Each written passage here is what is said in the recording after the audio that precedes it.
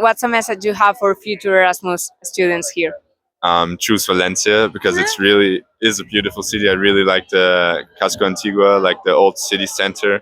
I like the buildings. I like the beach. I like the weather. It's just do it and don't be afraid of making this new experience. Definitely try Erasmus. It's great everywhere, I think.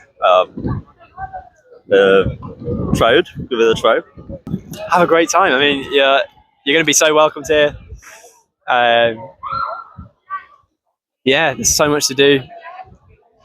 Just take every opportunity, I guess. Don't be scared, just do it. Like, I came here alone and I met a lot of people. I have a lot of friends and I don't feel alone at all.